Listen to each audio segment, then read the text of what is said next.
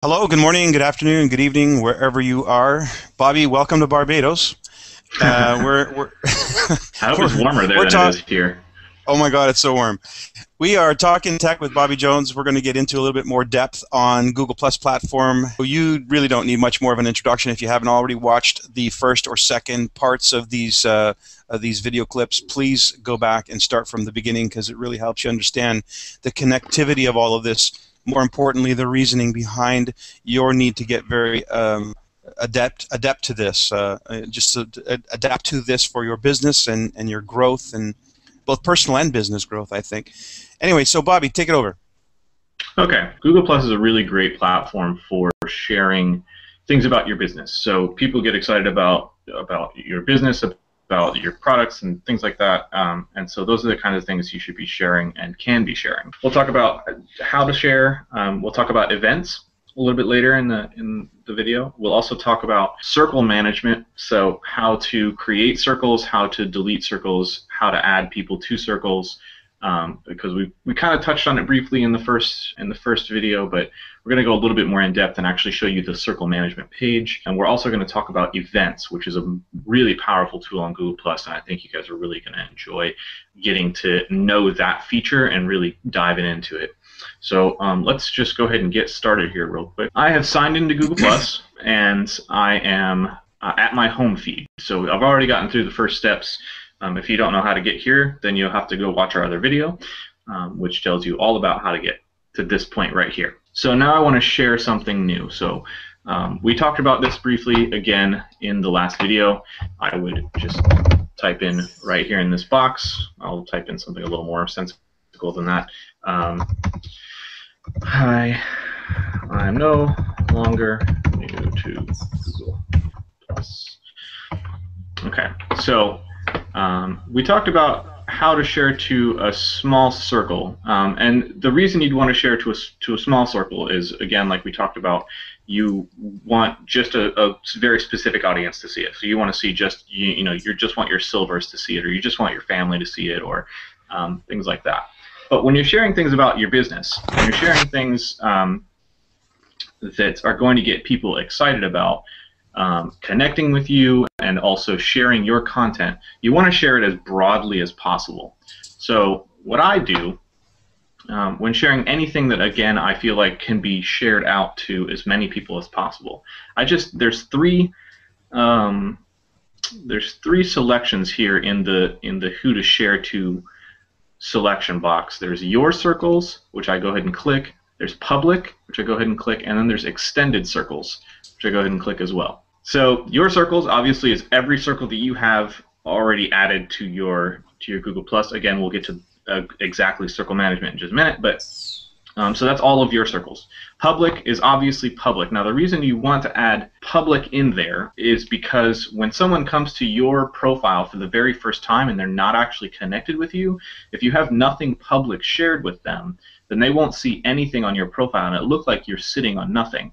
And people don't get excited about a blank page. They get excited about the products you're sharing, the stories that you're sharing, the ways that Niken is helping you build your life, become a better human, all that stuff. So you want to share stuff publicly. You don't always have to share stuff publicly. Some things can be kept behind a wall, but as long as you've got something there that people can look at and go, okay, yeah, this is either one, definitely the person I'm looking for, and two, definitely somebody I want to get connected with if I haven't already gotten connected with them. So that if they're not already in your network, if they're not already somebody that you know, then they'll look at your post and say, okay, what is this person about?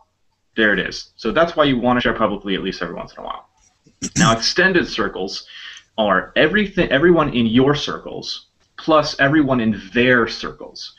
So it's a way to share publicly but not completely publicly. So if you know that you have connections that have great connections as well, and you want to boost your signal just a little bit, you can share to their circles as well, and it doesn't go any further than that. But it's kind of you go to the second level of your network, which is, again, a very powerful tool. So if you've got something you know that everybody's going to get excited about, go ahead and share it to extended circles as well. So those are the three circles that the three things that I'll do for the most broad and public of posts that I want to put put together. So your circles, public, and extended circles are the top three, and then there's a line break in the little box. And then you can add specific people in, so you can tag people in the posts. We'll talk about how to tag people in the post right now as well. So if I want to tag someone specifically in a post, I will just press plus and then their name. So Michael, and then obviously you see it comes up with a little list of people. So I added a few more people to my circles. So now it's going to share straight with Michael DiMuccio. It's going to actually give him a notification, even if he's turned off notifications for things that are shared to circles with him or something. So it'll tag him in the post, and he'll get a notification that he has actually been talked about in this post. You can do that for anything. You can do that for pages. So I can tag the Royal Alliance. Okay, just forgive me for interrupting here. So what a tag does is it lets him know that he's been mentioned in a post, or that person know. And I guess that ups the interest in them checking out the post, because now they want to know what are people talking about. That's exactly right. Okay, and this is true, by the way, to other platforms as well, correct? Yes, it is. We'll talk about Twitter and Facebook on Thursday, but the tagging system works pretty much anywhere across the board. In fact, on this platform as well, on Google+, as with Facebook and Twitter, instead of using the plus symbol is very specific to Google+ to tag people in posts, but you can also just put the @ symbol, like in an email address, and then their name as well. And as you see, it comes up again with this little list. And so on Twitter, it's @ their username. On Facebook, it's @ their name, just like the Google Plus and Facebook tagging system works exactly the same. On Twitter, it's slightly different because it's a username versus a real name. So that's kind of the only difference. But again, like here, you just type @ Michael DiMuccio, and boom, there it is. So Google Plus actually changes it. If you can see, probably it's too low resolution, but it does in the little tag. It actually has a little plus symbol because Google Plus automatically switches it. But you can just type @ and it's there.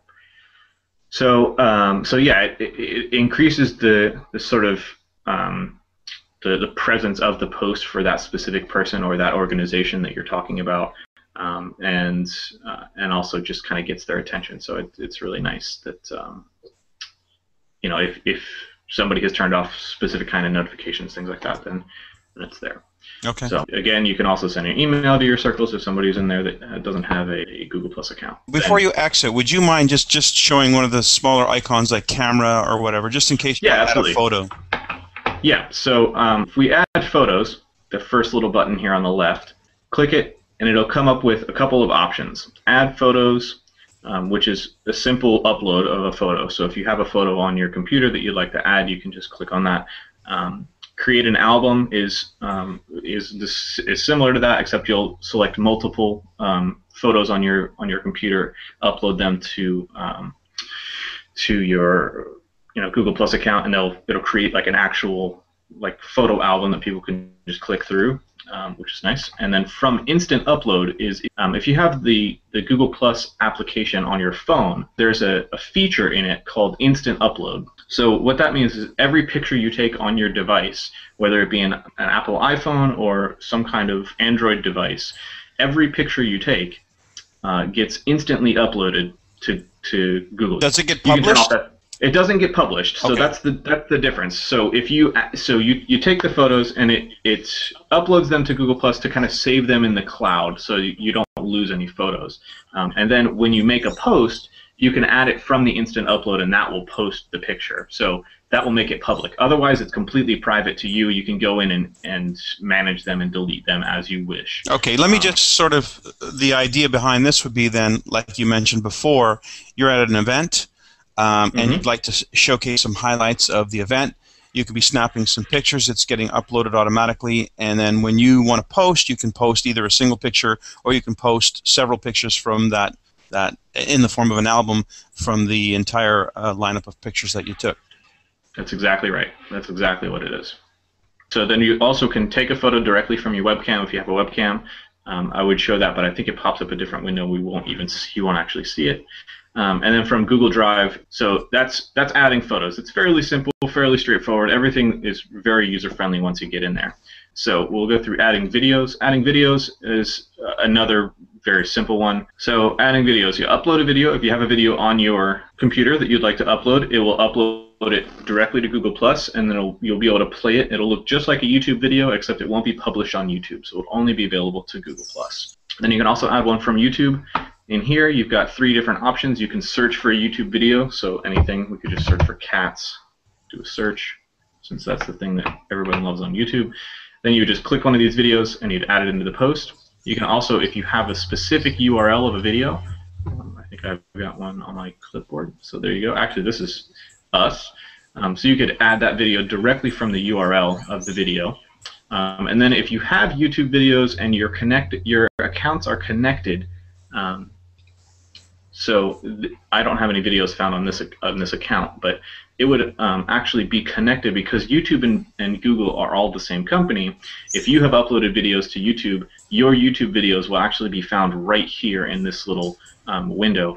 So you won't have to search for them. You won't have to copy and paste any URLs. They'll just all be available for you here. And then you can just By the way, you could also post directly from YouTube. If you're actually on YouTube, on your YouTube channel, you're watching your YouTube video, you click share, you have the share buttons for all the various formats, including Google+, and then you could be adding the circles, etc., and adding your text to that video as well. Yep, absolutely. Bobby, just for the sake of people who are actually right now, let's say, already exploring Hangouts, they're starting to do their own Hangouts, and they want to let everybody in the world know that they're actually on a Hangout live right now, other than just sort of passively waiting, and other than the people that they've invited. Let's say they've published this one, like this one's a live feed right now. How would you retrieve the URL and then post the URL so people could just click on the link and join the Hangout? So there's a couple ways. We'll go ahead and exit out of this. So we've gone through all the sharing of an original post from a blank slate. So I think we've got that pretty down. If you missed something or you have a question, just leave it in the comments and we'll get to it. Or you can tweet us at Royal Alliance 1 and we'll get to that and we'll answer your question. But I think we've gotten to that, so we'll exit out of this. Now I'll show you a couple different ways. Now one, hopefully this doesn't crash the Hangout for us. But so this is the Royal Alliance's Hangout that we are currently in right here, this top post. So if I want to retrieve the address for this, there's a few ways. Inside the Google Plus Hangout window, when I've created a live on-air Hangout, there'll be an option for it at the top. It's called Embed. I can't show you that right now because it doesn't exist in our window anymore. Because once we've gone live, it's for some reason disappears for me. I think I had a crash at some point, and it's like you know, I had the Hangout crash on me, and it disappeared. But there's another way to do it. You can either you can go over to YouTube. I'll bring up your account here, and then go to, where is it? My channel. Royal Alliance Live, which is what we're broadcasting off of right now. Right, exactly. So if you went to my channel in YouTube, it would bring up a channel that is associated with you, and there'll be this box down here that has the little, you know, red recording live now. So if you click onto that, look at that, it's us. I'm going to pause it. So you can use the URL here. So that's one of the URLs. There's lots of them, so bear with me here. There's also this one. So if you click the share button, there's going to be that one. And that's probably going to be the one that you use the most. So that's the best one. Also, as you were talking about, there's Facebook, Twitter, and Google+. So you could just go ahead right there and share that on all your platforms and say, hey, we're live right now. Absolutely, you could. Okay. So that's one way. If you don't have the embed code available for you in the Hangout window, that's one way to get it. The other way is to go back to your Google+, this top post. If you click into it, it actually opens up a YouTube window. So everything is getting played through in YouTube. If you just click the YouTube symbol here, it's going to actually open up YouTube right to this video, and that applies for any YouTube video that's on the web. So if you see a YouTube video that's not already on YouTube, if you see that little YouTube symbol, Where'd it go? Yep. If you see that little YouTube symbol and you click on it, it's going to take you to the YouTube video on YouTube itself. If you didn't know that, there it is. But for me, the way I do it normally is I will just, I usually won't, usually grab the URL before we start the Hangout. But then on top of that, what I'll just do is I'll just share it. So we're going to talk about sharing a post, and this is different from the share what's new, a blank post, although it's very similar in process. So I'm going to come back down here. So this is the way to get more traction on a specific post. So the Royal Alliance has posted that they are hanging out. Now, I'm not signed into the Royal Alliance account in this window, so I'm going to go ahead and share this with my followers as well. So one, I'll +1 it, just because that shows that it's kind of like the Facebook like, or just kind of giving it a thumbs up, or hey, I saw this post, I liked it, we're good, there we go, +1 it. So the more posts, the more +1s a post gets, the higher it goes up in the search rankings for Google Plus itself, and also it'll kind of float it back to the top of the feeds for some people as you do it. Additionally, the most powerful tool on any social platform is sharing. So, and that's true of the internet in general. But so the way that people will interact with all kinds of different stuff. If you find something interesting on Google Plus, or somebody, one of your somebody in your network is doing something amazing, they shared it on Google Plus, what you want to do, there's this little arrow, it looks like a kind of leaning forward looking arrow. Click on that arrow. So what it does is bring up, looks just like the sharing that we've already talked about, except this time it has basically the post that we're sharing is embedded into our post as well. So we can add a comment up here. So we are live. Sorry for my loud keyboard here, by the way. I noticed in the last recording that it was very loud. So this time I'm going to share it just to friends as well, and I'm going to send an email to them, I think. No, let's not send an email because I'm not sure who. Well, yeah, let's go ahead. So now we'll go ahead and share this. Boom. And look at that. Now I've shared the same post so that if somebody that's connected with me is not following the Royal Alliance, and the Royal Alliance didn't share their post to extended circles, then now they will see that in my feed as well. So the more people that do that with all of our Hangouts and videos and things, the higher our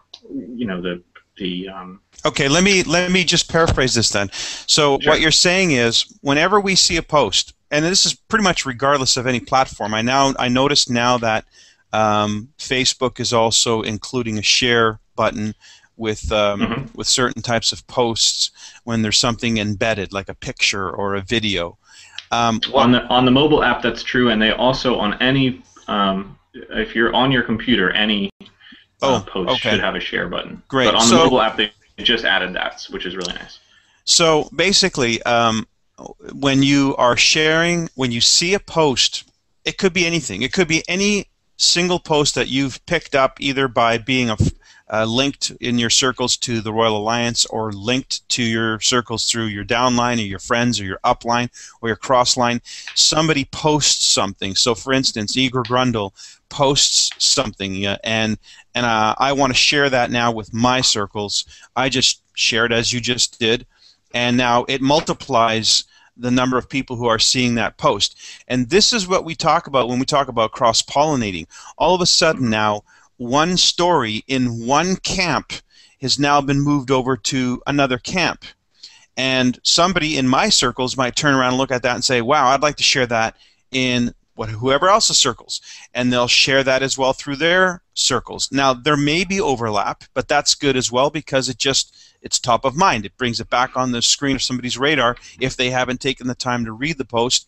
Having seen it a second or a third time by a second or a third person, it might get their attention. And this is really no different than advertising. The effect of advertising with multiple impressions of a particular commercial or a particular logo or something it leaves a lasting impression. So that's what we're doing by utilizing these platforms, is we're creating the presence of Nikken and Nikken-related stories by using the social media platform, but we're getting the assistance of everybody else who's interested in the matter. So if you can encourage your downline, your cross lines, your uplines to plug into this, to add yourself or themselves to the whole network of the circles of, be befriending and being part of the circles of the Royal Alliance, etc. We just continue to increase the audience of people who are not only receiving the news feeds, but are also able to rebroadcast or share those news feeds with those circles, creating the pebbles in the pond effect, rather than or the raindrops in a pond, rather than it just being one single raindrop and it goes out and dissipates. It's multiple raindrops, so there's constant flow of information and traffic that creates the awareness and the presence of Nikken in people's lives. That's exactly right. And the other brilliant effect that it has is, say for instance, someone in your circles doesn't know that the Royal Alliance has a dedicated Google Plus presence. If you share the post, or someone in your downline, you're connected with a bunch of people, somebody in your downline just joins Google Plus, and they right away start sharing some really interesting and compelling content. If you share their post with your circles, then somebody can just go, oh, they have a Google Plus. I'm going to go ahead and add them to my circles, and they can just mouse over and add them to their circles right from the post, or click to their profile, or any of that stuff. They'll realize, oh, this person has great content, and I should be connected with them, so they can just share it right away. The same is true of Twitter. The same is true of Facebook. If somebody doesn't realize that you already have a presence there, if they search for you and somehow just couldn't find you, or however it was, then by sharing each other's posts, we like Mike was saying, we're cross-pollinating. We're making people aware that we all kind of exist on the platform, and you build stars that way. So that's how it goes. So that's sharing complete. So we're good on sharing. Now let's go to circle management, because I really want to touch on this pretty heavily today. So we'll go over here to the left-hand side. You got home, profile, explorer, events, photos, and circles. That's the default order. You can change the order if you just click and drag, but we don't want to worry about that. So I'm now in my circle management page. This is a page we didn't touch on last week. So right now, these are all the people I have in my circles. As you can see up here in the top left, my circles. Next to that is have you in circles. So people that have added me to their circles would be in that tab. Nobody's added me to the circles. Sad. But that's because this is not really a real profile. This is just a test. So I added a bunch of people in my circles to populate my feed this morning. Have circles, and then find people. Now this is the powerful tool. So once you've added some people to your circles, I've got 83 people total in my circles. So when I click find people, what it's going to do is add people that it's going to suggest to me people that are connected with the people that I'm connected with already. So this is another way to find people that you should be connected with. For instance, Mac McDonald, I didn't add him to his circles in the first round, but here he is in my top find people. I didn't have to search for him. He's already suggested to me. As long as I've added enough people that are connected with him, Google goes, oh, all those people are connected to this guy. You should definitely be connected with him as well. So I'll go ahead and grab him, and I'll just drag him into a circle. Boom. Now he's added to my circle. Easy as that. Now, if I want to add a bunch of people to my circles, I just click, and then I hold the Shift key. So Shift, and I click another, and I click another, and I click another. So I'll add all 6 of these people. Now, I can let go of the Shift key, or I can hold it. Doesn't really matter. Just click, start dragging. It puts them all together, and then I drag them into my circle. Boom. Done. Now I have 87 people in that circle. I started with 80. It took me 3 seconds. So that's how you would add people to your circles from here. The other way to do it is if I click into this circle, so I click on family. So this shows me all the people that are actually in that circle. I'm going to click Add a New Person, which is the top left corner. I'm going to add a new person. So I want to add them by their email address because they're not on Google+. So it gives me an option here. It says find by name or email. So I'm going to put in a very old email for myself because I know it's not on Google+. So it's going to say add the mefund@yahoo.com by email. So I'm going to go ahead and click yes, save. Oops, oh, I have to put their name in. So save. So there it is. So right here in the top, Bobby Jones is in my circle. Now, what that does is, say for instance, you know, you have some friends on, I'm sure we all do. We have friends that aren't on Google+, but they have an email address. Lots of people do. If you want to communicate with those people, but you don't want to have to send them a separate email to say the same thing that you've already said on Google+, you just add them to the circle by their email address, and then when you go to share, remember we talked about this before, when you go to share, you just click this little box that says also send email to friends. So now what that would do is send an email to anyone you've added to that circle that doesn't already have a Google+ account, and they will get a bit of either most of the post, all of the post, depending on how short or long the post is, and they'll also get a big old red button, like we talked about last week. Red buttons are the way to go. Big old red button to join Google+, so they can join right there from their email. They can also click over to Google+ just to see it and see your post if you've shared it with them. So that is the power of adding someone to a circle by an email address. I haven't tested it yet, but I'm pretty confident you can also add, like if you have a Google group email address or a Yahoo group email address, I'm fairly confident you can add those as well, as long as you name them and give them the thing. So if you've already got, you know, a big mailing list that you send out via MailChimp or, you know, as I said, Google Groups or Yahoo Groups or anything like that, you can just add that email in, and that way you have a communication platform right in Google+. You sign in one time, and you share to everyone you've got. And so that Google then becomes your one-stop shopping solution for all of your communication needs. So that's, I think, one of the most powerful things about Google is that you don't have to go I don't have to go anywhere else. I can just stay right here on Google+ and do all of the. Now let me just add. You know, yes, this is a competitive solution to, say, a Facebook. However, it's much more robust than a Facebook because it gives us in the network marketing arena a tool that's invaluable, and that's what we're doing right now, a Hangout. So it combines all of these wonderful tools, and it's highly unlikely that Google is going to be bought by Facebook in the near future. So it's impossible. Not going to happen. So it's not a bad idea to have a Facebook account. Of course, I have both. I have a Facebook account, I have a Google+ account, and I have a Twitter account. The one that I've been most active on, the one that I have the most number of friends on, is my Facebook. But I am communicating through to my Facebook all of the things that I communicate through Google+, and I'm also giving opportunities for people from my Facebook friends to migrate over and create a Google+ account.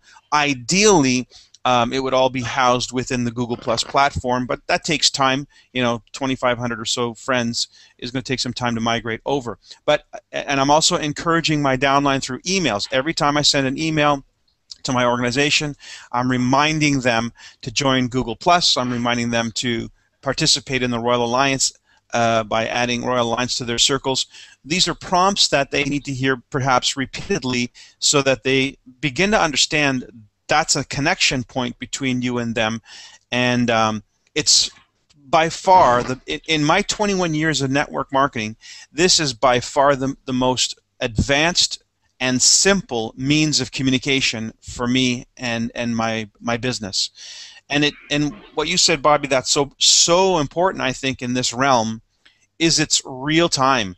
It's quick, it's real time, and because it's portable, you know, I don't even have an application, for instance, that allows me to send an email through to my organization yet.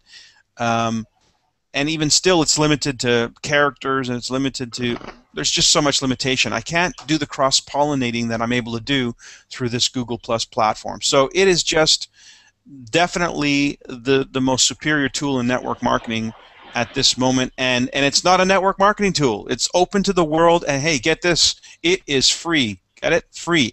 Free. That's awesome. Absolutely.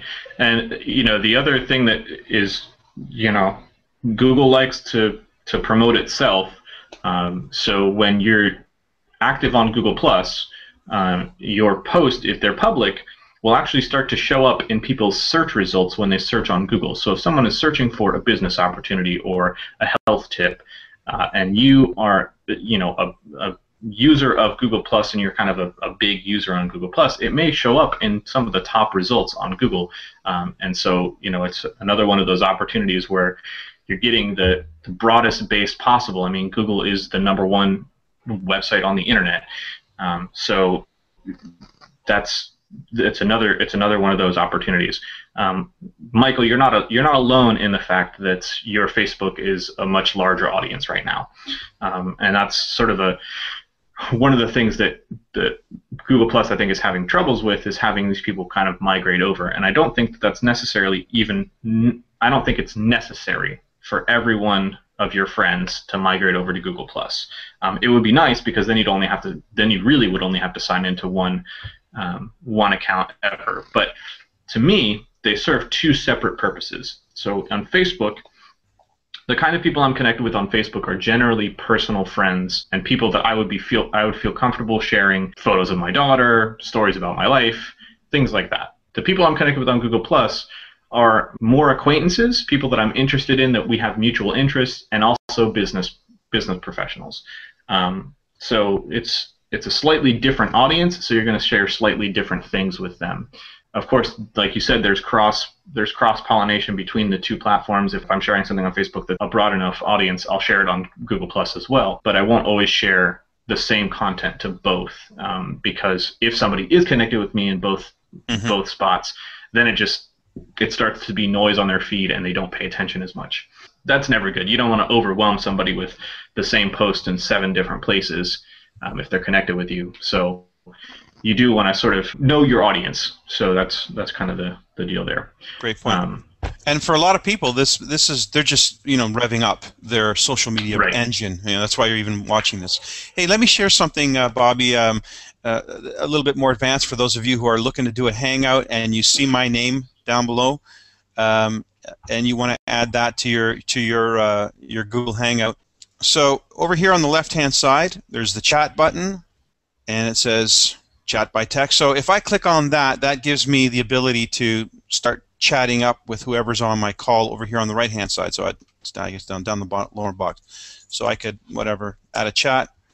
And now up here on the right-hand side is whatever I said to the other people who are on this call with me, who are participants, not listeners, but those who are actually involved in the presentation. So we can be chatting back and forth. And when I do my live chat or my live hangout with for instance, tonight at 10 p.m. Eastern, I monitor that feed. Bobby's usually in the background checking out who may have posted to our Facebook or our Google Plus, or who may have sent us a tweet on our Royal Alliance Twitter feed, and then he'll let me know what the question is by chatting it to me, and I'll see the chat come up, and that's why I'm able to monitor those things. So it's basically kind of like a teleprompter for the people in the Hangouts. So you don't always have to use it, but it is a nice way to share links or to talk about what's next in the platform, or just leave yourself. I know when we start Hangouts with Mike, generally he has a sort of script for the beginning, and that's where he puts it. He puts it in the chat window over there, so he can see what he's got to talk when he talks about our Facebook and our Google Plus and our Twitter and things. That's where he'll mention those things. Also good if you're interviewing somebody to keep monitoring of their time, 5 minutes left or something like that. Yep, so let's get back to this lower third over here. Down here it says add apps. If you don't have the lower third in that menu, just click on add apps and go through the process, find the lower third app, click on it, and go through the uploading of it. It takes about 15 seconds.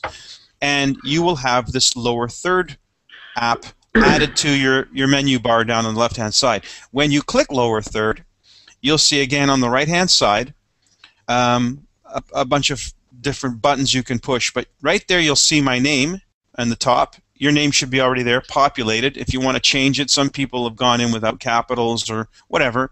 Just below my name, I can add something as well. Now, in this particular case, it's on, so I'm going to turn it off so I can edit. It has to be in the off. So you see this button on the right-hand side says on. It's a slide button. Slide it to off, and now I'm able to edit. So I can add in here, so for instance, at Royal Alliance. I'm not that fast at typing.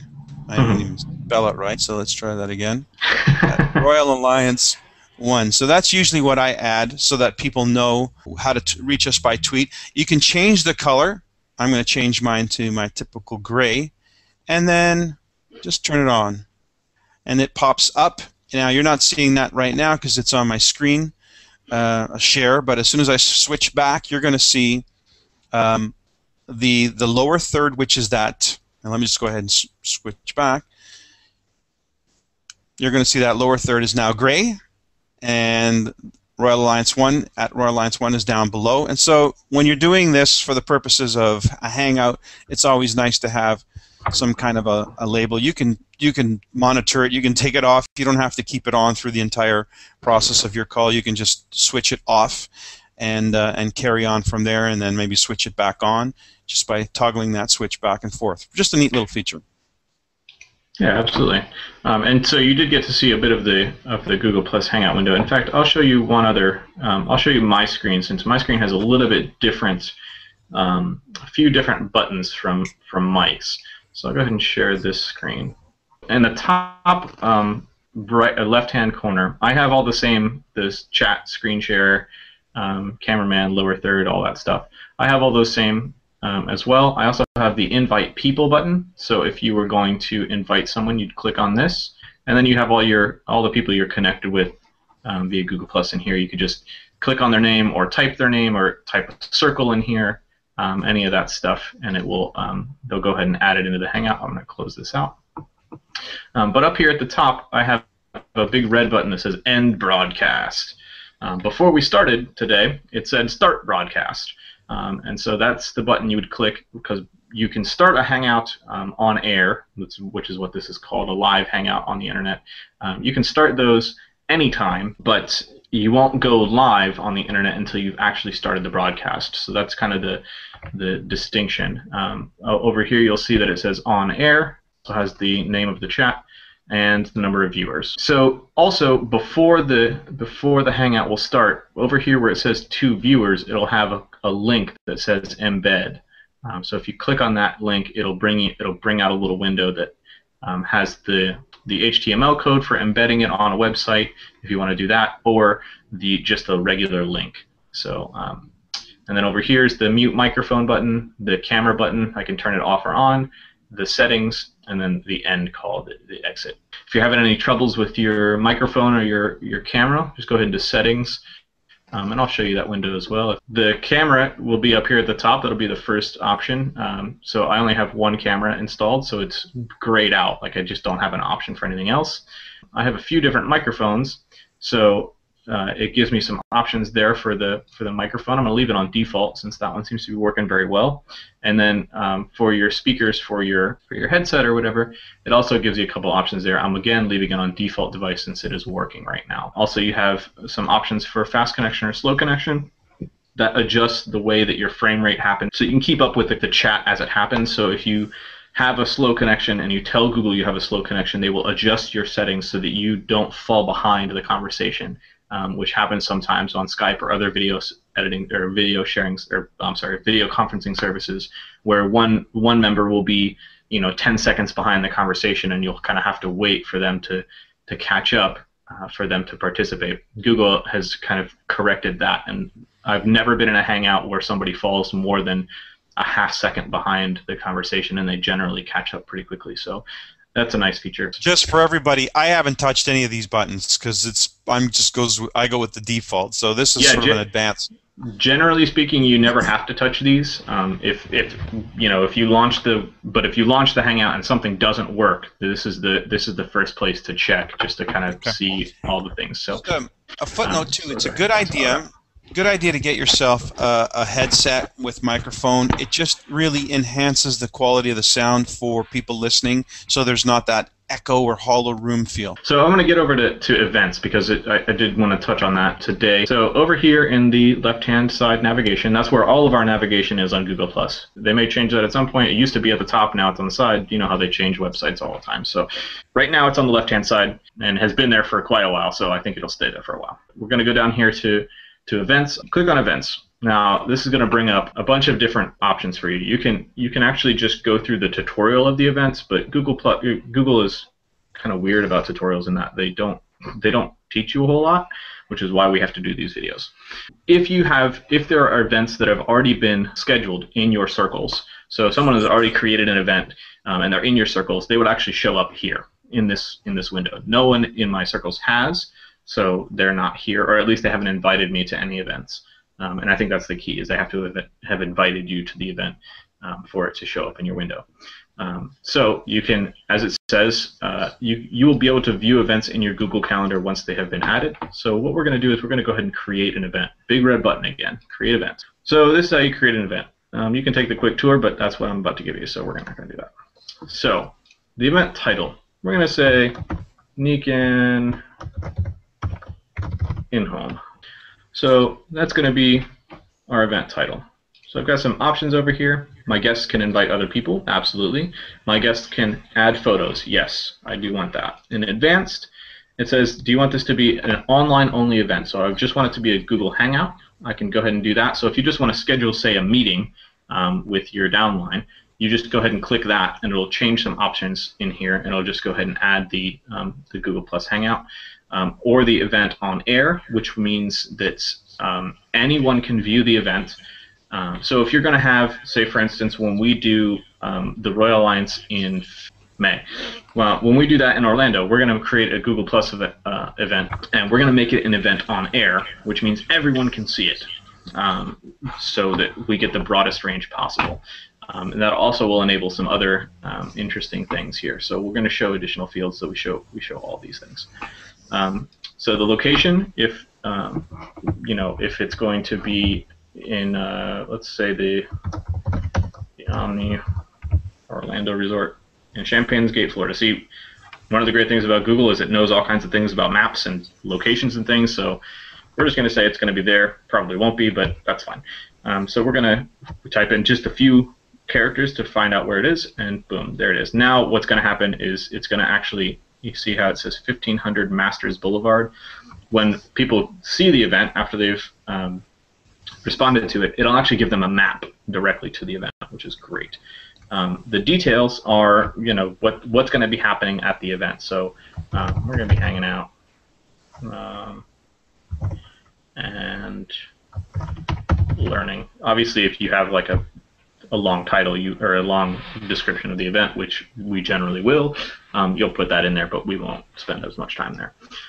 So if we've got a website for the event, say for instance, we'll just say theroyalalliance.com. theroyalalliance.com. And then the ticket seller URL. So if we have our Eventbrite set up to sell our tickets, then we'll go ahead and put that in there as well, so that when people get a notification on their phone, it'll also tell them, hey, to buy tickets, go here, and boom, it'll send them right over to the ticketing website. If you have a YouTube URL so for instance, you've created a YouTube event or a YouTube video for your event specifically, so like a teaser trailer or a promotional video or something, you'd go ahead and put it in there, and then transit and parking information. If they have to park at the hotel next door, or they have to take public transportation or anything, you put it in there. At the bottom, the very last one is invite names, circles, or email addresses. This is just like sharing a post. So it just pops up these circles again. I'm going to my circles extended, circles in public, since that's the easiest. And there you go. So that will invite all of those people to this event. Now up here at the top, it says change theme. All that is this particular picture. If you've got one that you've that you'd like to use. There's some very specific dimensions, but it does tell you, I think, in the when you go to upload. So there's all kinds of different options for these that Google has already kind of created, which is nice. And then at the bottom, you've got an option for your photos. I've only got one installed, and then you can also just upload a new photo to the event. So if you've already produced some graphical elements to that, then you can go ahead and do that. I'm not going to go ahead. I'm not actually going to create this, but oh yeah, I forgot to create an actual time. So we're going to say it's going to start January 1st, 2013 at 12:30, and it's going to end at 1:30 on January 9th. It's going to be a long party. So there you go. That's creating the event. All you would do is then just click invite, and it would send an invite to that event out to all of your circles, and it would create a post in your feed that talks about the events. Now, again, like I talked about before, the great thing about events, so we'll go over here real quick to the calendar. Let me see if I can. I'll actually go. I'm going to go ahead and join the Royal Alliance's events. So this is the other thing. So if you have an event and it's a public event and people want to, and you see someone has an event that they've posted in their feed, it's going to look like this. So everyone is invited to this public event. Am I going? I'm going to go ahead and click yes. I can invite more people, which is always great. So again, just comes up and you can invite your circles. You can invite people from your Gmail account, any of those kind of things. So I would just click a couple people and then hit invite, and it would be done. Then if we click over to our Google Calendar, if you're not using Google Calendar for all your calendaring needs, you should be, because it syncs with every mobile device, including Apple and obviously the Android devices, because Android is owned by Google. It's going to sync with those as well. So Mike, you synced your? We did a sync with Outlook, so I have That's right. the ability to merge it created in Outlook you have multiple calendars that layer over top of each other. It just created another calendar called the Google Calendar, so I can either look at it separate or just overlay it with all the others, and whatever events might be up there will show up on that calendar. There it is. So hanging out with Mike DiMuccio links right to the event. So if you see that one right there. It was created by the Royal Alliance Live, so you can add straight to your friends from there. And also, when you click on the event, it takes you right to the Google Plus events, which is really great. So that'll also sync over to your mobile devices, so you'll see it. You can, if you've got it set up, then it's synced to everything. And we'll probably go through that at some point if people are interested in how to sync up all their devices, but it is fairly simple. So with public on-air events, another thing with mobile, like when you start taking pictures with your mobile device, especially if you have an Android device, I don't think it's on Apple devices yet, but if you have an Android device, when you have responded to an event, it'll give you a notification. We talked about this last time. It'll give you a notification and it'll say, do you want to go into party mode, quote unquote, for this event, which means that anytime you're snapping a photo or a video or anything like that, it's going to go ahead and upload it directly to the event page, which looks like this. So this will be the event page, and then when people are snapping photos, it just adds the photo directly to the event, so that at the end of the day, when everything is over, people can come to the event page and go, oh, look at all those great photos, look at all these things that happened. Instead of having to find, where's Mike's profile? I wonder if he's uploaded that photo yet. It'll go ahead and do it for him, so he doesn't have to worry about it. It's already done, and you'll know that it's up there and public for you. So that's one of the great things about the public Hangouts and the integration with mobile platforms at this point. But right now, again, it's only on the Android devices that it does that specific thing. But as I said, even with Apple devices, you have the instant upload option, and you can go ahead and share those to the event as well once you've gotten home. Again, all of the point of all of this is that not only are you able to schedule, track, and people are able to follow what's going on in terms of scheduling. One of the biggest hassles we've had in this business is never knowing what's going on, where it's going on, who's doing what. And so this gives us the ability to start to dialogue and create a calendaring process whereby we can start to link our calendars. If you have any other questions that we didn't address here, you can leave them in the comments of this video on YouTube, or you can tweet us or drop us a line on Facebook or Google+. We're watching those pretty much all the time, and we'll go ahead and address those next week. Now, on Thursday, we'll have a show just like this one, except we'll address Facebook and Twitter. We'll just give some kind of overviews of those. If, again, like I said in the first broadcast, if you know Google+, you can pretty much manage any other platform with relative ease. So just get really familiar with Google+. The other ones are sort of different applications for the same idea. So, so I think that's it.